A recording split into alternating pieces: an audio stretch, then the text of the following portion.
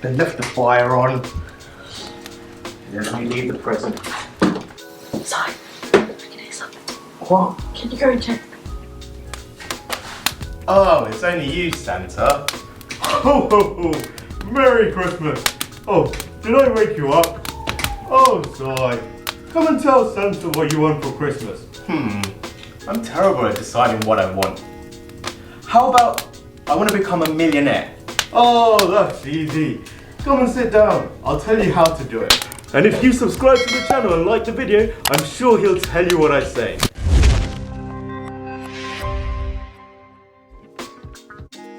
Hey YouTubers, welcome back to my channel. For those of you that are new here, my name is Sai, and as you just saw, I'm also now a personal friend of Santa. And in today's video, I'm going to give you the lowdown of how he told me on how to become a millionaire. But first of all, why do you want to be a millionaire?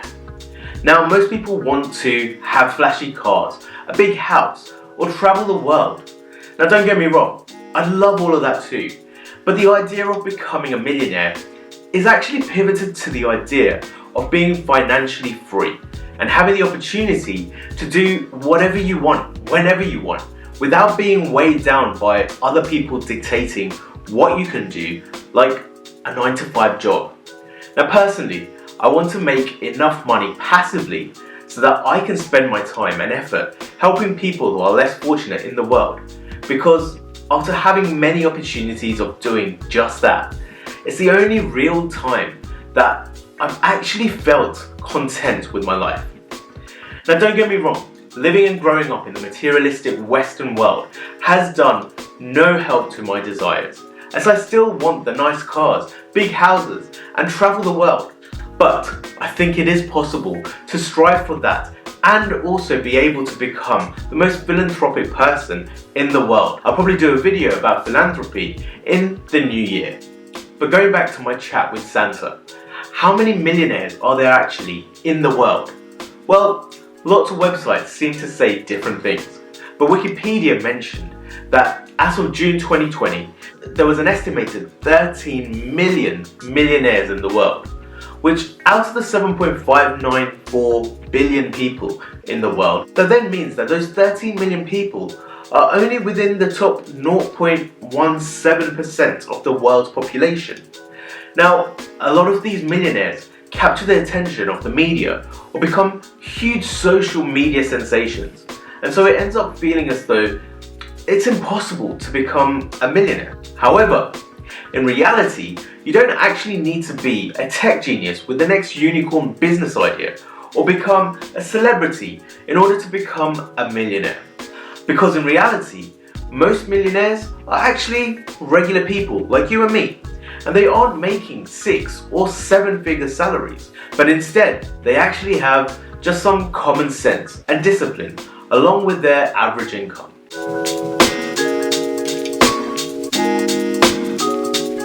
Understanding the power of compounding will help you become a millionaire. So understanding this power of compounding is the key to becoming a millionaire. The thing to remember here is that becoming a millionaire is not an overnight success story. Well, in most cases, unless you manage to make a song with, I don't know, like Ed Sheeran, and all of a sudden you become a musical sensation. But in all honesty, the majority of millionaires use the rule of compounding to reap in the benefits at a later date. And this is essentially just reinvesting in yourself. So basically, if you had £1,000 and you make a 10% increase at the end of the year, you would then have £1,100. Now, instead of taking that £100 out as though you just got paid, but instead you reinvest that £100 the next year with the same 10% increase, you will then end up being left with £1,210, which is £110 increase. Now, although it's great that the money is increasing, but if you had an initial investment of £1,000 and then invested regularly a certain amount, let's say £100 a month, you would have then put in £2,200 after the first year. And then with the 10% return, you would then have £2,420. And then after the second year, you would have £3,982. So just take a moment to think that if you weren't saving that money on a regular basis, you would have about 70% less money than if you had just saved £100 a month for 2 years. But how much money do you need to save and invest in order to actually become a millionaire? Well, first of all, the important question is what to actually invest in. And to keep this really simple, if you had only invested in index funds like S&P 500, you would have got an average return of around 10% in the last 10 years. And with the FTSE 100, you would have got an average return of over 8%. So with the fact that you can get a 10% return with the S&P 500, if you invested just over £5,000 a month for 10 years, you would be a millionaire in 10 years from now. But to save £5 a month sounds a bit absurd, with a normal salary at least. But the great thing is that most people are not expecting to retire within 10 years. So if you extend that goal to, let's say, 20 years, the amount that you need to invest a month gets drastically cut to just under £1,400, which is just 28% of the amount you will need to invest if you wanted to make $1 million within 10 years. So if I add another 10 years to that goal, within 30 years, I would only need to invest just under £500 a month to hit that £1 million mark, which starts to look a little bit more achievable. But some people on their average salary may also find this a bit difficult. So let's take it even further. Now I'm 31 years right now. So if I wanted to be a millionaire by the time of retirement, that means I have another 35 years here in UK, which means I would also only need to save just under £300 a month to hit that £1 million mark by the age of 66, the retirement age in UK. Now this, I feel, is actually quite achievable, but if I had started saving when I was younger, you can see by the trends here, it is even more achievable. But ideally, I actually want to increase the amount that I save as well, so that I have even more than $1 million by that age. Or even better, I can try to retire at an earlier age, knowing that I have enough money to cover all my expenses for the foreseeable future. Understand the impact of fees and how it can affect your goal. Now, understanding the impact of fees and how it will affect your goals is really key. Now, the next advice Santa gave me was to understand that impact of fees and how it affects your goals. So those calculations we just did works great with apps like Trading 212, where there are no fees with investing when using an Invest account or an ISA account. And better yet, with the ISA account, it is also tax-free over here in UK, up to the value of £20,000 within a tax year. And don't forget, you can get a free share in a company worth up to £100 if you set up your own Trading 212 account using my referral link in the description down below. Or go to www.ganesh.co.uk/trading212. But not all investing platforms are completely free. Also, when using a financial advisor, typically, they might charge a 1% fee in order to manage your investments, which then has a big effect to the amount that you need to invest each month. Now, looking at this table, we can see how much of a change that 1% actually makes.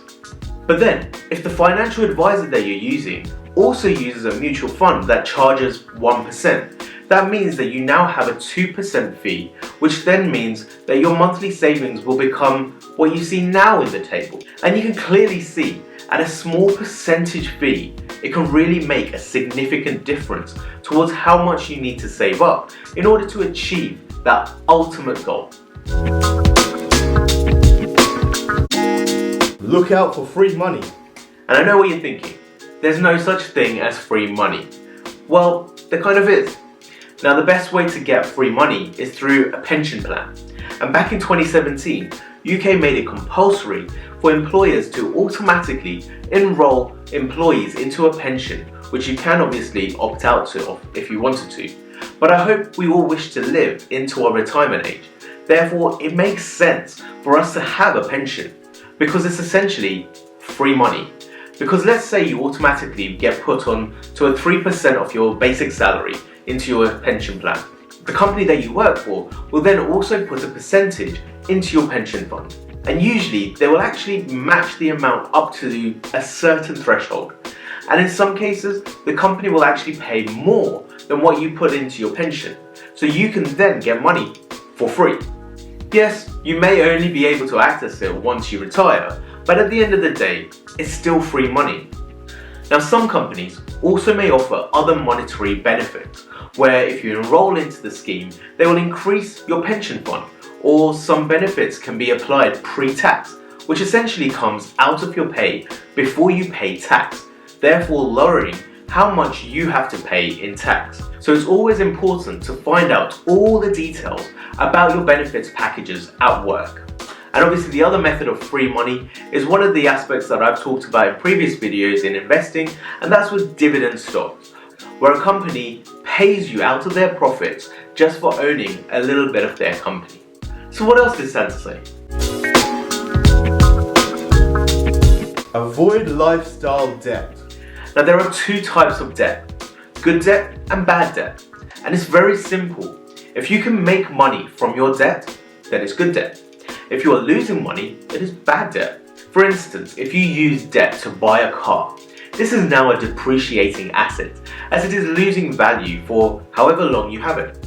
Whereas if you use debt to buy, let's say, a property, and it is in a good area where the value of the property can go up, this is then a good debt, as it means you are making more money than however much the interest is on your mortgage. And then finally, Santa said, assumptions from the past is not a promise for the future, which means that we have taken into consideration various assumptions based on trends from the past to decide on how long it will take to become a millionaire. But there is nothing set in stone, and the same will actually apply over the next few decades. Therefore, there's two things you need to do here. First option is not to worry too much on the outcome of your goals, as there is a chance that you may fall short of the target. But the key thing to know is that no matter what, if you follow the steps that have been mentioned in this video, you will for sure be in a better place than if you didn't. The other option is to account for the shortfalls. Maybe set your goal higher, so that if things don't go to plan, you will fall short at a value that you're still happy with. Which brings us back to the point I mentioned at the beginning. The thought of being a millionaire is not necessarily based on a monetary value, but more related to how much you need to live a life of being financially free, where you can pay all of your living expenses without having to worry about where you will be getting your money from. So the best option is to save and invest as much as you can regularly, but start doing this as early as you can.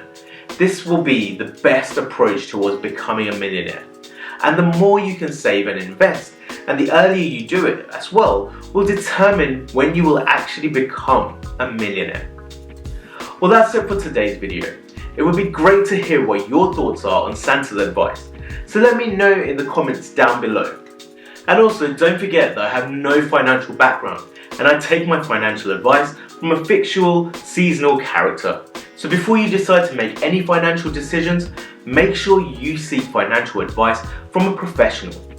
By the way, if you haven't subscribed to the channel yet, make sure you hit the subscribe button and the bell so you get notified when my next video comes out. And don't forget to like the video, comment down below, and share with your friends and family.